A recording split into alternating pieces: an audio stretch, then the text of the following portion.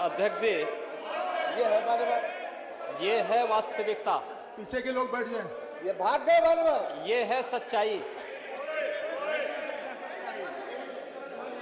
और ये सच्चाई इस बात को बताती है कि प्रतिपक्ष के हमारे इन मित्रों को अन्नदाता किसानों से कोई लेना देना नहीं। हर एक कार्य को राजनीतिक चश्मे से देख करके केवल अपने राजनीतिक स्वार्थों के लिए उसका दुरुपयोग करना है, और यही होता रहा है। दुर्भाग्य से आज़ादी के बाद से लेकर के और 2014 तक मुझे आश्चर्य होता है, पता नहीं माननीय सदस्यगण सदन में कोई नोटिस देने के पहले प्रतिपक्ष के हमारे मित्रगण उस विषय का अध्ययन करते हैं या नहीं करते हैं। मैं इस बारे में बताना चाहता हूं, 2018 में प्रदेश सरकार ने गन्ना के मूल्य में वृद्धि की थी, और किन परिस्थितियों में उत्तर प्रदेश अपनी 119 चीनी मिलों का संचालन कर रहा है, वह भी तब कोरोना कालखंड में। हम सब जानते हैं जब देश के अधिकतर राज्यों में आधी से अधिक चीनी मिलें बंद हो चुकी थी, तब प्रदेश सभी 119 चीनी मिलों का संचालन कर रहा था।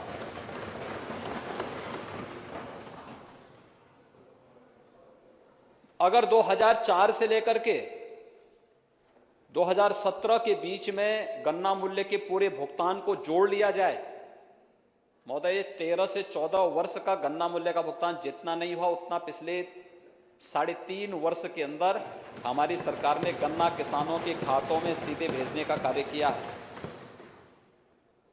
चिंता अन्नदाता किसान नहीं व्यक्त कर रहा है, लेकिन हां, अन्नदाता किसान को धोखा देकर के दलाली करने वाले लोग आज जरूर इस बात को लेकर के चिंतित हैं, ये पैसा सीधे उनके खातों में क्यों जा रहा है। आज तो पर्ची भी उनके स्मार्टफोन पर प्राप्त हो जा रही है, तो ये जो दोषी दलाली का जरिया था वो भी समाप्त हुआ, इसलिए उनकी चिंता ज्यादा उसमें दिखती है। इसके पीछे सद्भावना नहीं, दुर्भावना ज्यादा है। और इसलिए महोदय, दुर्भावना वाली बात को, क्योंकि सच स्वीकार करने की हिम्मत नहीं, इसलिए भाग खड़े हुए, ये भाग खड़े हुए। और समाजवादी पार्टी, आश्चर्य होता है मुझे, समाजवादी पार्टी जब किसान के बारे में बोले, युवा के बारे में बोले, महिलाओं के बारे में बोले, तो मुझे आश्चर्य होता है। प्रदेश के अंदर हम लोगों ने एंटी भू माफिया टास्क फोर्स बनाया हुआ है। 67,000 हेक्टेयर से अधिक लैंड हम लोगों ने इन भू माफियाओं के कब्जों से मुक्त कराई है। ये ज्यादातर जमीनें सत्ता में रहने के दौरान इन लोगों ने जबरन किसानों की ही दबाई थी या सार्वजनिक जमीनों को कब्जा किया था, जिन्हें आज कब्जों से मुक्त करा करके कहीं डिफेंस कॉरिडोर में उसका उपयोग किया जा रहा है, कहीं प्रदेश में नए निवेश को आमंत्रित करने के लिए इन कार्यों को किया जा रहा है, और कहीं पर किसानों के हितों के लिए निराश्रित गोवंश आश्रय स्थल भी उन्हीं भूमि पर बनाने का काम हो रहा है, जिसमें 6 लाख से अधिक गोवंश के संरक्षण का कार्य वर्तमान में प्रदेश सरकार कर रही है। अन्नदाता किसान के लिए एमएसपी की जो बात की जा रही है, एमएसपी वास्तव में प्रधानमंत्री मोदी जी ने दिया है देश के किसानों को, और प्रदेश के अंदर प्रोक्योरमेंट की पॉलिसी हमारी सरकार 2017 में लेकर के आई है।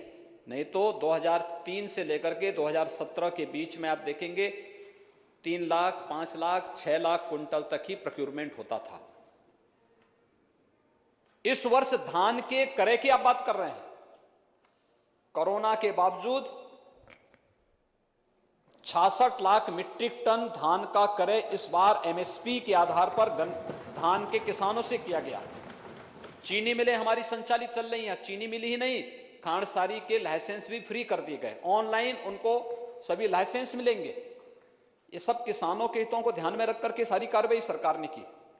कोरोना कालखंड के दौरान गेहूं की फसल तैयार थी, गेहूं की फसल के लिए केंद्र बनाने थे। उस समय भी प्रदेश सरकार ने जगह जगह क्रय केंद्र स्थापित किए, हमें अतिरिक्त व्यवस्था देनी पड़ी, और लेकिन किसी भी किसान को हम लोगों ने निराश नहीं होने दिया। प्रोक्यूरमेंट जितना पिछले 3.5 पौने 4 वर्ष के दौरान हुआ है, महोदय मैं दावे के साथ कह सकता हूं कि किसी भी सरकार की, वह समाजवादी पार्टी की दोनों बार की सरकार रही हो, 2003 से लेकर के 2017 के बीच में, और बहुजन समाज पार्टी की सरकार रही हो, ये सभी अपने समय के कार्यकाल को देखें और फिर तुलना करेंगे इन 3.5 वर्षों के कार्यकाल के दौरान, तो इनके 5 वर्ष के कार्यकाल पर 3 वर्ष का कार्यकाल कई बारी हावी होता हुआ दिखाई देता है, भारी पड़ता है। जहां तक केंद्र सरकार के द्वारा बनाए गए 3 कृषि कानून हैं, मैं विनम्रता के साथ कहना चाहूंगा कि केंद्र सरकार ने इसके लिए इस किसान संगठनों के साथ बड़े सम्मान के साथ वार्ता के लिए आमंत्रित किया, कई दौर की बातचीत हुई, और हर एक स्तर पर केंद्र सरकार इस समस्या को संवाद के माध्यम से समाधान करने के लिए पूरी ईमानदारी और पूरी प्रतिबद्धता दिखाई। हर स्तर पर संवाद बनाए रखा गया। लेकिन महोदय, जब देश अपना राष्ट्रीय पर्व मना रहा था, गणतंत्र दिवस के दिन जो कुछ हुआ है लाल किले पे, तिरंगे का अपमान हुआ, भारत के आन बान सम्मान का अपमान हुआ, और यही नहीं, जब हम संवैधानिक प्रतीकों का अपमान करते हैं तो भारत के संविधान का भी अपमान करते हैं, और भारत के संविधान का अपमान का मतलब बाबा साहब भीमराव अंबेडकर का भी अपमान करते हैं।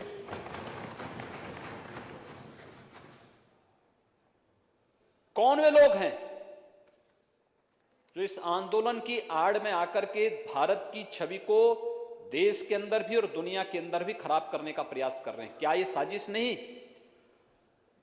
जब भारत दुनिया के अंदर अपनी एक धमक के साथ आगे बढ़ रहा है,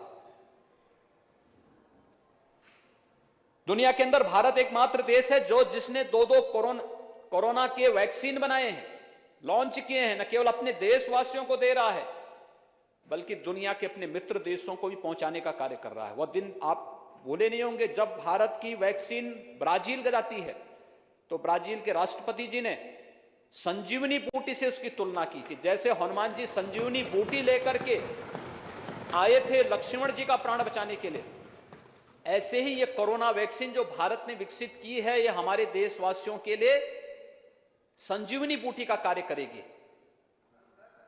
जब ये देश और यानी दुनिया के अंदर अपनी इस धमक को बना रहा है, जब दुनिया के अंदर भारत की एक नई पहचान बन रही है, और जब दुनिया का सबसे ज्यादा निवेश भारत के अंदर आ रहा है और सबसे अच्छे निवेश के गंतव्य के रूप में भारत एक नई धमक के साथ दुनिया के अंदर जा रहा है, दुनिया में अपनी एक नई पहचान बना रहा है, तब भारत की छवि को धूमिल करने के लिए कुत्सित प्रयास किस रूप में हो रहे हैं, ये किसी से छुपा हुआ नहीं है। एक घड़ियाली आंसू बहा देने से किसानों की समस्या का समाधान नहीं होने वाला है। किसान के लिए प्रधानमंत्री फसल बीमा योजना हो, प्रधानमंत्री कृषि सिंचाई की योजना हो, सॉयल हेल्थ कार्ड की योजना हो, या फिर एमएसपी लागत का 1.5 गुना दाम, स्वामीनाथन कमेटी की रिपोर्ट के अनुसार अगर ये 2018 में 24 जीन्स का किसी ने घोषित किया तो प्रधानमंत्री मोदी जी ने किया है। मैं उनका अभिनंदन करता हूं, और पूरे सदन को, पूरे देश को प्रधानमंत्री मोदी जी का अभिनंदन करना चाहिए। और यही नहीं, देश के 12 करोड़ किसानों को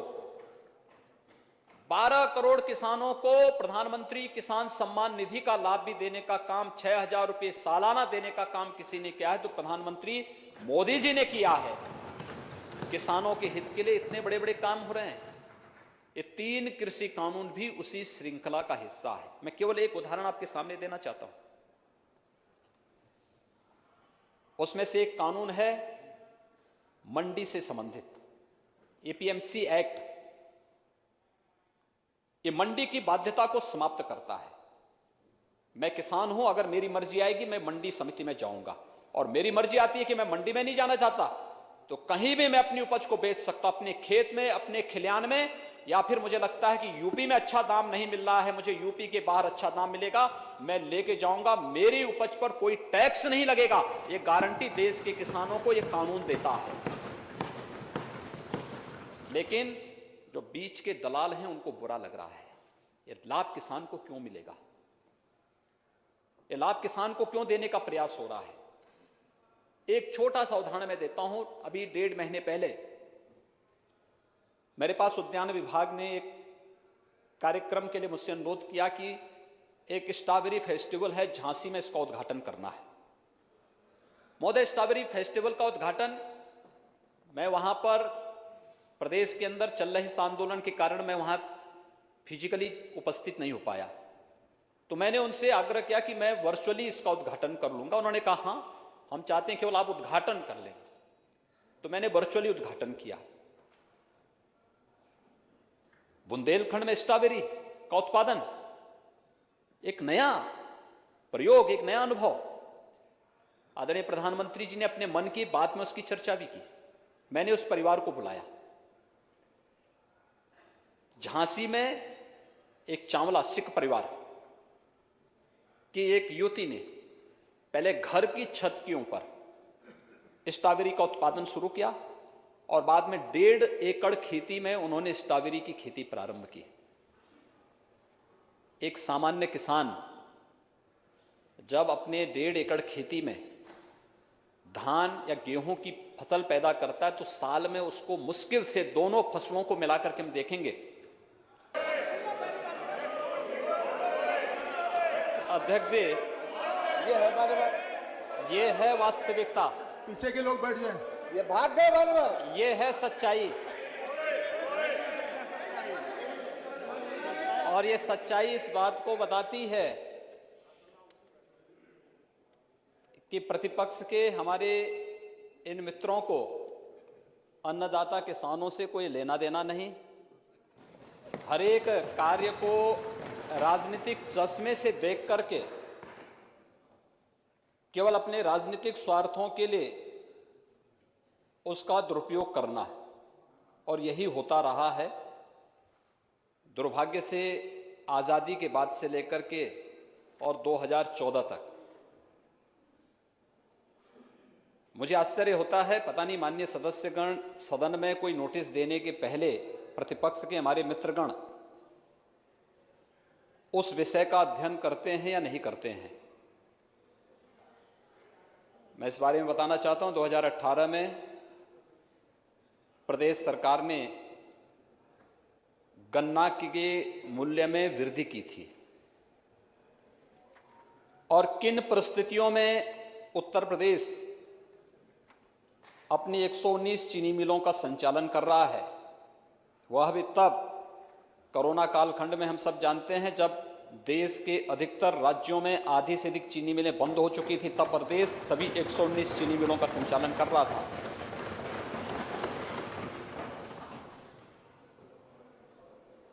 अगर 2004 से लेकर के 2017 के बीच में गन्ना मूल्य के पूरे भुगतान को जोड़ लिया जाए, महोदय 13 से 14 वर्ष का गन्ना मूल्य का भुगतान जितना नहीं हुआ उतना पिछले 3.5 वर्ष के अंदर हमारी सरकार ने गन्ना किसानों के खातों में सीधे भेजने का कार्य किया है। चिंता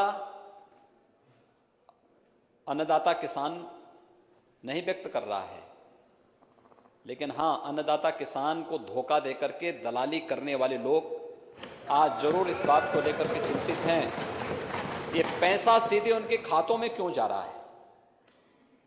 आज तो पर्ची भी उनके स्मार्टफोन पर प्राप्त हो जा रही है, तो ये जो दोषी दलाली का जरिया था वो भी समाप्त हुआ, इसलिए उनकी चिंता ज़्यादा उसमें दिखती है। इसके पीछे सद्भावना नहीं, दुर्भावना ज़्यादा है। और इसलिए महोदय, दुर्भावना वाली बात को, क्योंकि सच स्वीकार करने की हिम्मत नहीं, इसलिए भाग खड़े हुए, ये भाग खड़े हुए। और समाजवादी पार्टी, आश्चर्य होता है मुझे, समाजवादी पार्टी जब किसान के बारे में बोले, युवा के बारे में बोले, महिलाओं के बारे में बोले, तो मुझे आश्चर्य होता है। प्रदेश के अंदर हम लोगों ने एंटी भूमाफिया टास्क फोर्स बनाया हुआ है। 67,000 हेक्टेयर से अधिक लैंड हम लोगों ने इन भूमाफियाओं के कब्जों से मुक्त कराई है। ये ज्यादातर जमीनें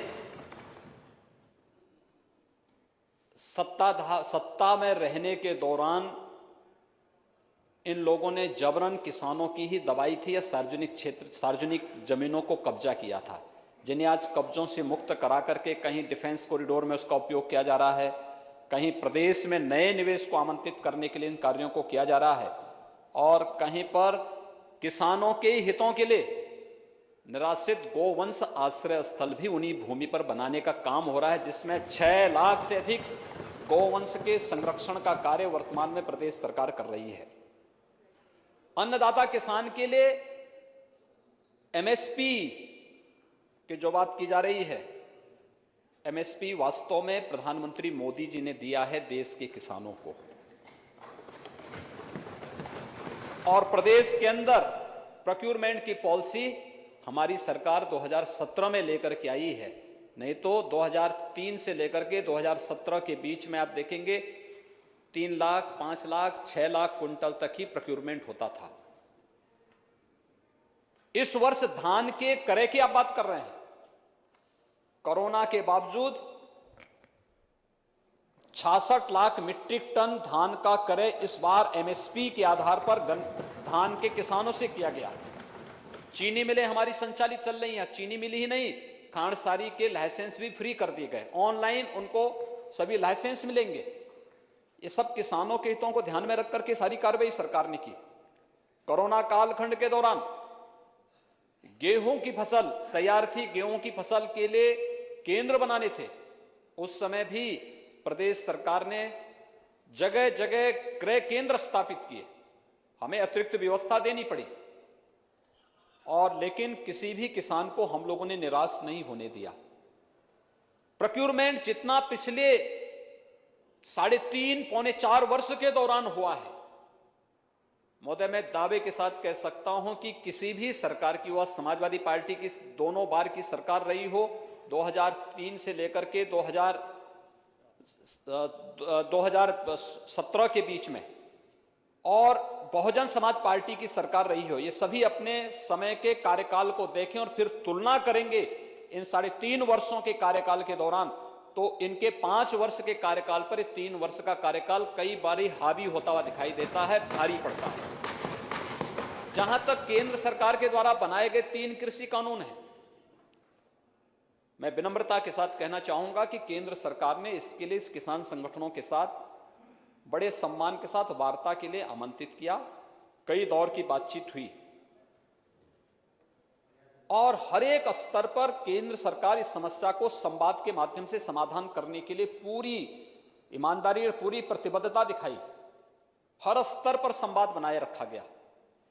लेकिन महोदय, जब देश अपना राष्ट्रीय पर्व मना रहा था, गणतंत्र दिवस के दिन जो कुछ हुआ है लाल किले पे, तिरंगे का अपमान हुआ, भारत के आन बान सम्मान का अपमान हुआ, और यही नहीं, जब हम संवैधानिक प्रतीकों का अपमान करते हैं तो भारत के संविधान का भी अपमान करते हैं, और भारत के संविधान का अपमान का मतलब बाबा साहब भीमराव अंबेडकर का भी अपमान करते हैं।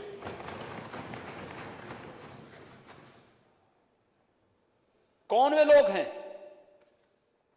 जो इस आंदोलन की आड़ में आकर के भारत की छवि को देश के अंदर भी और दुनिया के अंदर भी खराब करने का प्रयास कर रहे हैं? क्या ये साजिश नहीं? जब भारत दुनिया के अंदर अपनी एक धमक के साथ आगे बढ़ रहा है, दुनिया के अंदर भारत एकमात्र देश है जिसने 2 कोरोना के वैक्सीन बनाए हैं, लॉन्च किए हैं, न केवल अपने देशवासियों को दे रहा है बल्कि दुनिया के अपने मित्र देशों को भी पहुंचाने का कार्य कर रहा है। वह दिन आप भूले नहीं होंगे जब भारत की वैक्सीन ब्राजील को जाती है तो ब्राजील के राष्ट्रपति जी ने संजीवनी बूटी से उसकी तुलना की कि जैसे हनुमान जी संजीवनी बूटी लेकर के आए थे लक्ष्मण जी का प्राण बचाने के लिए, ऐसे ही ये कोरोना वैक्सीन जो भारत ने विकसित की है, ये हमारे देशवासियों के लिए संजीवनी बूटी का कार्य करेगी। जब ये देश और यानी दुनिया के अंदर अपनी इस धमक को बना रहा है, जब दुनिया के अंदर भारत की एक नई पहचान बन रही है और जब दुनिया का सबसे ज्यादा निवेश भारत के अंदर आ रहा है और सबसे अच्छे निवेश के गंतव्य के रूप में भारत एक नई धमक के साथ दुनिया के अंदर जा रहा है, दुनिया में अपनी एक नई पहचान बना रहा है, तब भारत की छवि को धूमिल करने के लिए कुत्सित प्रयास किस रूप में हो रहे हैं, ये किसी से छुपा हुआ नहीं है। ये घड़ियाली आंसू बहा देने से किसानों की समस्या का समाधान नहीं होने वाला है। किसान के लिए प्रधानमंत्री फसल बीमा योजना हो, प्रधानमंत्री कृषि सिंचाई की योजना हो, सॉयल हेल्थ कार्ड की योजना हो, या फिर एमएसपी लागत का 1.5 गुना दाम, स्वामीनाथन कमेटी की रिपोर्ट के अनुसार अगर ये 2018 में 24 जींस का किसी ने घोषित किया तो प्रधानमंत्री मोदी जी ने किया है। मैं उनका अभिनंदन करता हूं और पूरे सदन को, पूरे देश को प्रधानमंत्री मोदी जी का अभिनंदन करना चाहिए। और यही नहीं, देश के 12 करोड़ किसानों को 12 करोड़ किसानों को प्रधानमंत्री किसान सम्मान निधि का लाभ भी देने का काम, 6,000 रुपए सालाना देने का काम किसी ने किया है तो प्रधानमंत्री मोदी जी ने किया है। किसानों के हित के लिए इतने बड़े बड़े काम हो रहे हैं। ये 3 कृषि कानून भी उसी श्रृंखला का हिस्सा है। मैं केवल एक उदाहरण आपके सामने देना चाहता हूं। उसमें से एक कानून है मंडी से संबंधित, एपीएमसी एक्ट। ये मंडी की बाध्यता को समाप्त करता है। मैं किसान हूं, अगर मेरी मर्जी आएगी मैं मंडी समिति में जाऊंगा, और मेरी मर्जी आती है कि मैं मंडी में नहीं जाना चाहता तो कहीं भी मैं अपनी उपज को बेच सकता हूं, अपने खेत में, अपने खलिहान में, या फिर मुझे लगता है कि यूपी में अच्छा दाम नहीं मिल रहा है, मुझे यूपी के बाहर अच्छा दाम मिलेगा, मैं लेके जाऊंगा, मेरी उपज पर कोई टैक्स नहीं लगेगा। ये गारंटी देश के किसानों को ये कानून देता है। लेकिन जो बीच के दलाल हैं उनको बुरा लग रहा है। ये लाभ किसान को क्यों मिलेगा, ये लाभ किसान को क्यों देने का प्रयास हो रहा है। एक छोटा सा उदाहरण मैं देता हूं। अभी 1.5 महीने पहले मेरे पास उद्यान विभाग ने एक कार्यक्रम के लिए मुझसे अनुरोध किया कि एक स्ट्रॉबेरी फेस्टिवल है झांसी में, इसका उद्घाटन करना है। महोदय, स्ट्रॉबेरी फेस्टिवल का उद्घाटन, मैं वहां पर प्रदेश के अंदर चल रहे इस आंदोलन के कारण मैं वहां फिजिकली उपस्थित नहीं हो पाया, तो मैंने उनसे आग्रह किया कि मैं वर्चुअली इसका उद्घाटन कर लूंगा। उन्होंने कहा हाँ, हम चाहते हैं केवल आप उद्घाटन कर लें। तो मैंने वर्चुअली उद्घाटन किया। बुंदेलखंड में स्ट्रॉबेरी का उत्पादन, एक नया प्रयोग, एक नया अनुभव। आदरणीय प्रधानमंत्री जी ने अपने मन की बात में उसकी चर्चा भी की। मैंने उस परिवार को बुलाया।